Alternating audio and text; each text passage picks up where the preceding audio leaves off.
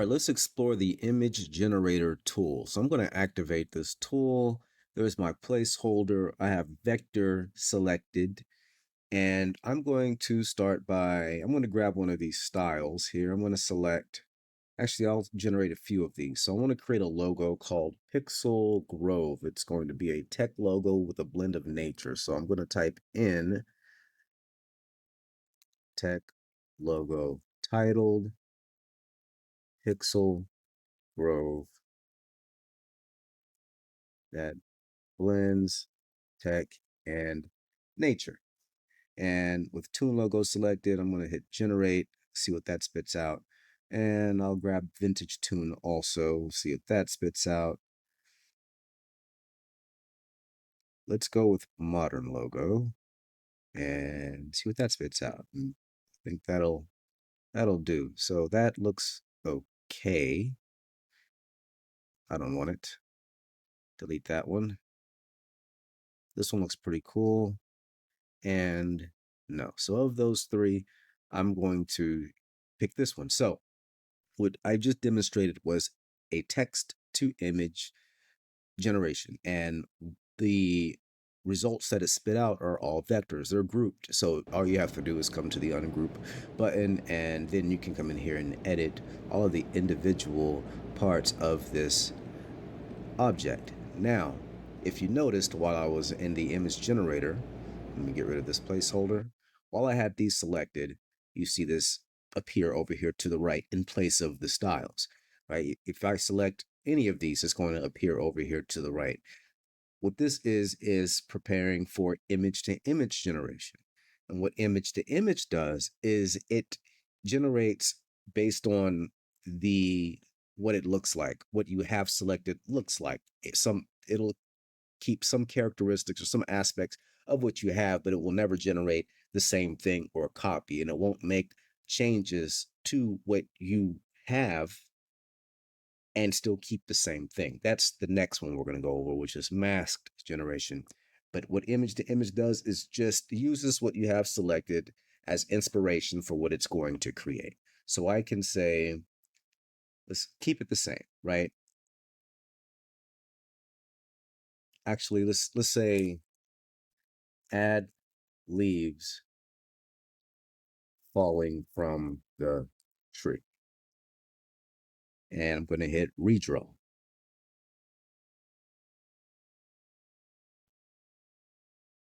Okay, that is done, and that takes a while. I definitely sped up the video during that, so don't expect yours to be that fast, but image to image does take some time. So this is what it generated. Look, it has the leaves. It kind of kept the same sort of thing going on with the circuitry at the bottom, and then the cursive font, and then the tree, then added some pixelated stuff in the tree. I don't really like that, but that's going to help me demonstrate the next AI feature. Okay, and that's going to be masked image to image. So what we want to do is we want to create a mask, and then we're going to highlight the mask and the image, and then we're going to tell it what we want to change in the masked area. And what it's going to spit out will mostly likely be exactly what you gave it with the changes in place. Mostly. Okay. Some images it won't do an exact copy, but in images like this one, simple ones, not so complex, it does a good job at keeping what you've given it. So let's demonstrate this. Let's first create the mask. And the mask can be created with any path object. You can use a rectangle tool, draw tool. I'm going to use the pen tool. I'm just going to cover this little portion here that I don't like. Okay, so I have my shape that I'm going to use as a mask. Now, if I activate the image generator tool, that shape appears in the image to image portion, in the image to image area.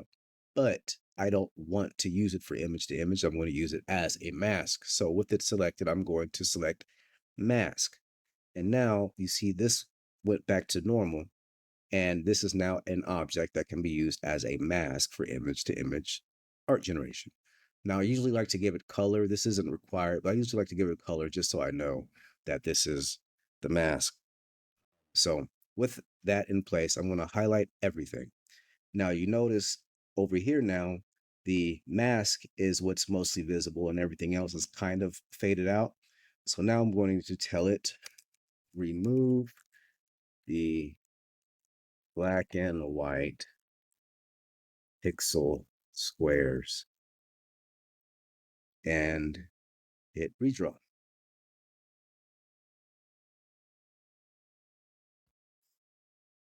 Okay, so there's the result. And oh, look at that. It cut off my image. And sometimes that happens. Oh, and you know what it is. Let me see. So, okay, so this is another thing I need to mention. When you do image to image with a mask, if the mask is hanging off, like if it's, you see how it's outside of the bounds of the original image, you're it's prone to making mistakes or generating failures, right? And you'll notice a failure because that green generating box will turn red, the word failure, the bottom. Okay. And usually when it fails, it'll do several retries until it gets something. But in most cases, when you have the mask hanging outside of the image, it's going to generate a failure or something is going to be off. It won't be right. So in order to get around this, what you can do if your mask has to be outside the bounds of this of what your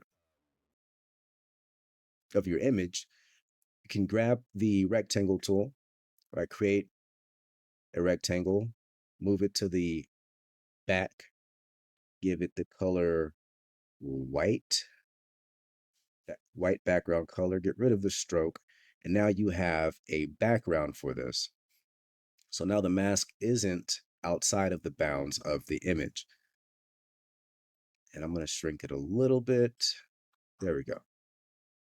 So if you're ever in a situation where you have a mask on an image and it's failing or it's not giving you the proper results, chances are the mask is hanging outside of the bounds of what you're trying to generate. So now if I come over here to the image generator and I hit redraw, now I have what I'm looking for. So here we go. Here's the result right here. So the progress was started here with the image, text to image, and text to image, it generates much faster, okay, but the results are much less than perfect. It does make more mistakes and will likely require some extra editing, but it's good for starting. And you can use image to image over and over with masks until you get what you're looking for. And again, everything's vector, so everything can be edited fully. Another thing is whatever you generate in vector ink, the whatever returns is yours to use for commercial use.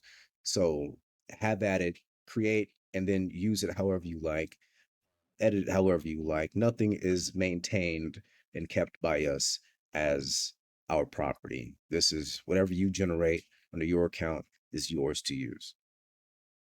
So that's it for the image generator. We try to keep it simple. Each generation costs 1 credit. And so to give you the most simple, straightforward experience. So with that said, I hope you like this video. Do like and subscribe to the channel for more updates and tutorials. Until next time, I'll see y'all later.